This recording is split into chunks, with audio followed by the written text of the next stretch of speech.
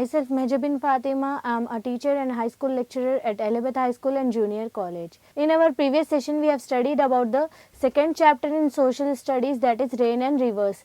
That was the part A of our chapter. Now we are going to study about the part B of our chapter. So in our previous session we have studied about how water is very much essential for us and what is evaporation, what is precipitation, what is humidity and what is rain gauge, etc. Now in this part B or part 2 we are going to study about the flow of rivers. What happens to the water that falls on the earth? Some of it percolates into the soil, some flows on the surfaces of the land and the rest becomes water vapor and mixes with air. So he is asking what will happen to the water that falls on the earth. Some part of that water will percolate into the soil while some flows on the surface of the land and that becomes water vapor, and that water vapor mixes with air. You will read about the water that percolates down into the soil in the next chapter. In this part we will discuss the water which flows on the surface of land. So now in this chapter we are going to discuss about the water which will flow on the surface of the land. First one is rivers. Have you seen rainwater flowing in small streamlets on sloping land? So he is asking, have you seen a rainwater which is flowing on small streamlets on sloping land where the slopy hills will be there? When the slopy hills will be there, how the water will flow from those slopes? When it rains again, water flows down the same channels. In this way river courses and river valley are formed. Whenever it will rain again the water will flow from the same channel. In this way the river courses and river valleys are formed. So this is the process by which river courses and river valleys are forming. Now we will see how these streams are transforming into a broad river. At its source, a river usually starts in the form of a thin stream. As it flows further, it gets bigger and broader. This happens because many small streams join it as the stream flows.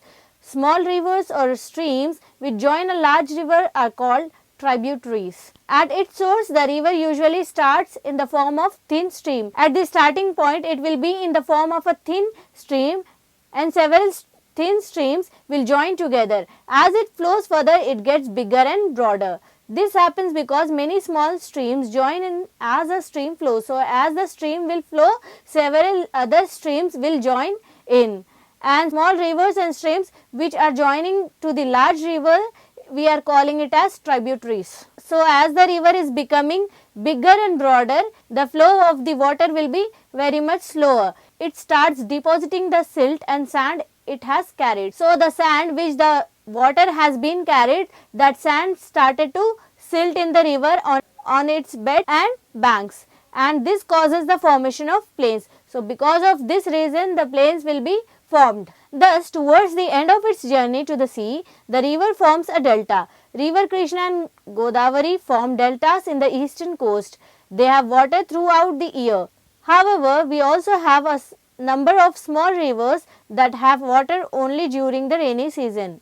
So when the water will reach to the sea through the new channel, it will forms the delta, and river Godavari and river Krishna form deltas in the eastern coast. They have water throughout the year. However, we also have a number of small rivers that have water only during the rainy season. So there are many small water bodies that has water only during the rainy season. Now let's see about the plains and floods. A river does not contain the same amount of water all year round. So every river will not contain the same amount of water all throughout the year. While the river is full during the rainy seasons, it usually shrinks during the dry season. So the river that is full during the rainy season, it will usually dry up during the non-rainy season. You can see that the river through is very wide and it has high banks. This valley is filled with sand and gravel. The river flows in a small streams amidst them. That means you can see, though the river is very much wide and broader, but it does contain a little amount of water during the non-rainy season. The water will be dried up and becomes the water vapor, and the evaporation process will take place here. And by this, the valley will be filled with sand and gravel. The river flows in a small stream amidst them. You will notice that there are no trees here. This is because every year when it rains heavily, this valley is filled with water, allowing no permanent trees or plants to grow here. This treeless bed is called the flood plain of the river. All major rivers have their flood plains. There will be no trees in this region because every year whenever it will rain heavily, this valley will be filled with water, and that water will not allow the trees to be permanent, and because of this reason you cannot find any trees on these beds. This treeless bed is called the flood plain. So this is treeless bed, because of it we are calling it as flood plain. And all major rivers have their flood plain. So each major river, they are having their own flood plains. So he is asking, you must have heard that during the rainy season some part of the country they gets flooded due to the excess rainfall, and so you may know about the floods that occurred in the river Godavari, river Krishna, Brahmaputra or Ganga, etc. So if you are not aware of these floods, try to get knowledge about this flood through surfing net and through different sources. Floods have become a major problem in India in recent years. Some part of the other is flooded every year during the rainy season. This causes severe damage to people, crops and livestock. Let us find out if we have contributed to this in any way. That means floods have become the major problem in our country, that is India, and some part or the other is flooded every year during the rainy season, and these floods are causing severe damage to the livestock. Vegetation cover on the land, trees, plants, grass, etc. obstructs the runoff of rainwater and slows down the speed of its flow. This slowing down helps the rainwater to percolate into the soil. Floods are often caused by sudden increase in the volume of water reaching a river. So vegetation that covers in the land, that is trees, plants, grass, etc. they obstructs the runoff of the rainwater and slows down the speed of its flow. This slowing down helps the rainwater to percolate into the soil, and floods are often caused by sudden increase. So why the floods are occurring? They are often caused by sudden increase in the volume of water reaching the river, and vegetation allows the water to flow slowly into the river, thus preventing sudden flooding. It will also helps to increase the amount of water which goes into the soil. Vegetation will allow the water to flow slowly into the river, and it also helps to increase the amount of water which goes into the soil. Now what this vegetation is doing? This vegetation, that plants, trees, grass, etc. this vegetation is allowing water to flow down very slowly. Because of this vegetation, floods are not occurring and they are not causing severe damage, as the flow of water will be decreased with the help of vegetation. And how the floods are occurring? Floods are often occurred when the flow of water is very much increased, or when the flow is very much high. At that time the flood will occur. This vegetation, it's helping the water to flow down very slowly, and because of that the floods, they are not causing severe damage, and the water will goes down into the soil, and it also helps to increase the amount of water which goes down into the soil. This soil is deposited on the riverbed, which reduces the depth of the river. This results in the reduction of capacity of the rivers to carry water. This soil will be deposited into the riverbed and it reduces the depth of the river, and this results in the reduction of capacity of the rivers to carry the water. Thus, with even a little rain, the rivers are flooded and they overflow their banks, causing damage. If the surface of the land is covered with vegetation, then soil erosion is greatly reduced. Thus, whenever there will be a little rain, the rivers, they are flooded and they are overflowing, and because of this they are causing the damage. And if the surface of the land is covered with vegetation, it will helps to reduce the soil erosion. The government is implementing plantation of 230 crore saplings all over the state. It is aimed to plant 40,000 seedlings in each village and 40 lakh seedlings in each assembly constituency every year. Government, it is implementing plantation of 230 crores of saplings, 230 crores of saplings all over the state, and it is aimed to plant 40,000 of seedlings in each village and 40 lakhs of seedlings in each assembly constituency, and 40 lakh seedlings in each assembly constituency every year. And representatives of the people, officials, villages and all community people are trying to make it a successful program by planting trees on all road sides, on barren hills, tank bunds, housing colonies and community lands, etc. And representatives of the people like officials, villagers and all community people, they are trying to make it a successful program by planting trees on the roadside, on the barren hills, on tank bands, on housing colonies and community lands, etc. Let us take the case of the Ganga. Earlier, there were dense forests on the Himalayas from where Ganga and its tributaries originate. In the recent years, there has been a large scale felling of trees and hence the river covered in the Himalayas has reduced considerably. As a result, whenever there is a heavy rainfall, the rainwater rapidly flows down the slopes of the mountains and fills up with the flood plains of the river. So let's take the example of river Ganga here. Earlier there were dense forests in the Himalayas and from where the Ganga and its tributaries originated. In the recent years there has been a large scale felling of trees. So because of the large scale felling of trees and hence the forest covers in the Himalayas has been reduced. So the forest that was covering the Himalayas has been reduced considerably, and as a result whenever there will be a heavy rainfall, the rainwater that will rapidly flows down the slopes of the mountains and that will fills up the flood plains of the river. The water also bring a very large quantity of silt and deposit on the riverbed. This result in frequent floods which cause heavy damage to life and property along with river. And the water that is bringing a large quantity of silt and deposit on the river beds. This result in frequent floods which causes heavy damage to life and property along with the river. All this tells us about the importance of protecting our forest and increasing the vegetative cover over other land. So because of this situation we can understand that how the plantation is very much necessary for us to protect our life and property along with the rivers. Let's see what are the challenges in cyclones and floods. India has a long coastline and it is frequently faced with destructive cyclones from the Bay of Bengal. The worst cyclone hit the east coast in November 1977 when 6-meter high tidal waves swept across villages in coastal areas, killing 9,941 people. So there was a worst cyclone in the year of 1977 in the month of November that was from the east coast and that was of 6 meters high tidal waves that swept across the villages in the coastal areas and that killed 9,941 people. Formation of cyclones may seem natural over which human beings have no control. However, the impact of these disasters are heightened or lessened due to how our society is organized and prepared. So, formation of cyclones may seem natural over which human beings have no control. This formation of cyclones that is normal and we human beings we are not having any control on these cyclones and floods.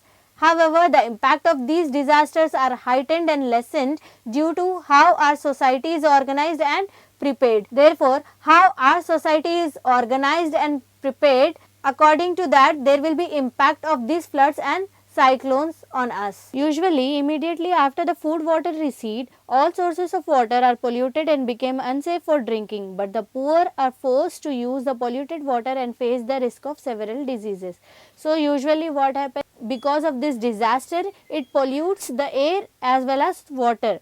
So, all sources of water they are polluted and they become unsafe for the people who are living at that particular place. That water will become unsafe for them to drink, and the poor they are forced to use that polluted water as they don't have any other choice. And because of that polluted water, poor people they can face several diseases like cholera, dysentery, jaundice, etc. Only those with resources are able to arrange for safe bottled water to drink. Since roads are damaged and it rains heavily, bringing in relief to the worst affected areas is not easy.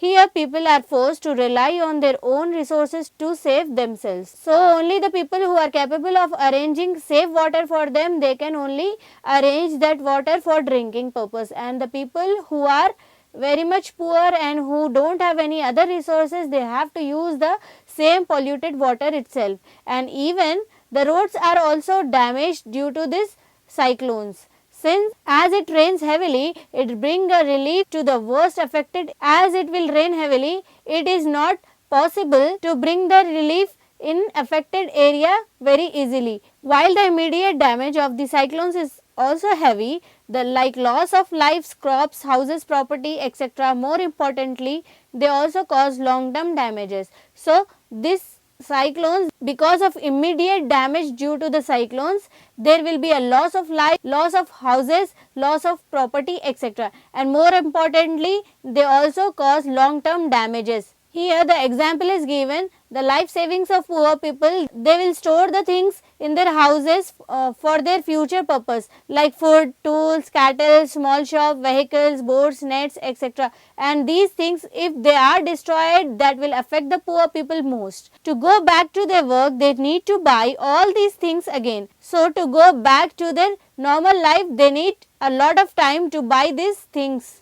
The daily wage workers, they face a loss for several weeks till the normalcy returns, and therefore loss of livelihood, and they can face the loss of livelihood as well. Farmers and the agricultural landholders, they can also face a heavy loss, as their land will also get damaged along with their crops. How can people meet the challenge of disasters like cyclones and floods? So, what are the ways by which the people can meet the challenge of disasters like cyclones and floods? So, this can be done through long term planning by governments and close cooperation between the people and the government agency. As we know, these cyclones and floods, they are natural and we cannot totally eradicate them, but instead we can reduce the effects done by them. And how can we do that? The government, they can help the society by long term planning, and the close cooperation people who are between the government and the people, they can also help the government agencies. Today, with the installation of early warning systems by the government, it is possible to predict the possibilities of natural disasters like cyclones and floods. Governments are also responsible for providing long term securities to all the people by building strong roads which are not easily destroyed, safe pakka houses for those living in vulnerable areas like sea coast or along the rivers or in lowlands. So, it is the duty of government for providing long term securities for all the people by building the strong roads which cannot be easily destroyed, and by building the pakka houses for the people who are living in the vulnerable areas. How can the people prepare for disasters? So, what are the preparations which the people can do to save themselves from heavy loss or disaster? So, cyclones and floods are a seasonal phenomena.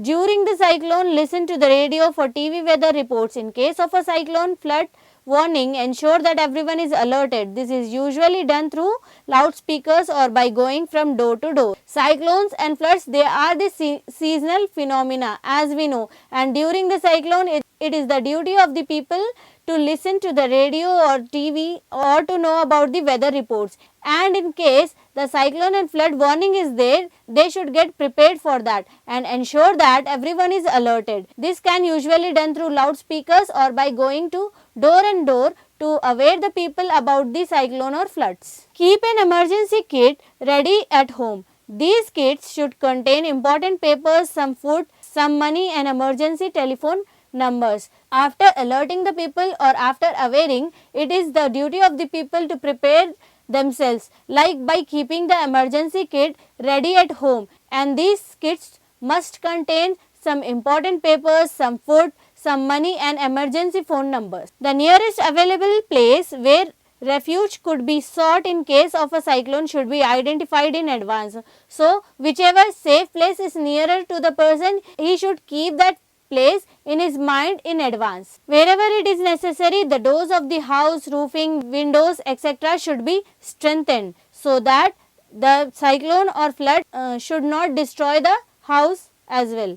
When you get a cyclone warning, store adequate drinking water and food grains in waterproof bags. That means when you get the cyclonic warning, you should be ready with the drinking water and food grains in the waterproof bag.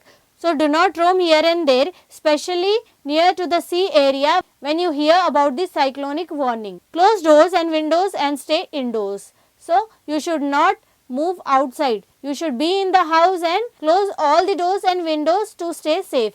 If the cyclone wind suddenly drops, do not go out, as it could be the eye of the cyclone. Wait till the all clear declaration is made officially. Therefore, if you think that the cyclone has stopped suddenly, do not move outside or do not move to the area where the cyclonic winds are affecting, and you should wait till the declaration which is done officially. Listen to radio TV for updates on the situation. You should always listen to the radio or television news so that you get updates about the situation. Even after all clear has been sounded, take necessary precautions while moving to or out of your house. There may be partially uprooted trees or poles during floods. What are the duties which you can do during floods? Let's discuss about them. First one is drink boiled water. So you should drink boiled water. And keep your food covered and don't eat too much. You should not eat too much and you should always keep your food covered. Use raw tea, rice water, tender coconut water, etc. during diarrhea. If you are facing diarrhea, you should use raw tea, rice water, tender coconut water, etc. Be careful of snakes. Snake bites are common during floods. You should always be careful about the snake bites as they are very much common during the floods. As the snakes, they will come out of their holes during floods, so you should always be careful about those snake bites. So this was all about our second lesson, that is rain and river part 2. I hope you understood what are the measures which we can take to protect ourselves during the cyclones or floods, and before the floods what are the preventions which we must take to protect ourselves. So this was all about our second chapter. We will continue with our third chapter in next class. Thank you.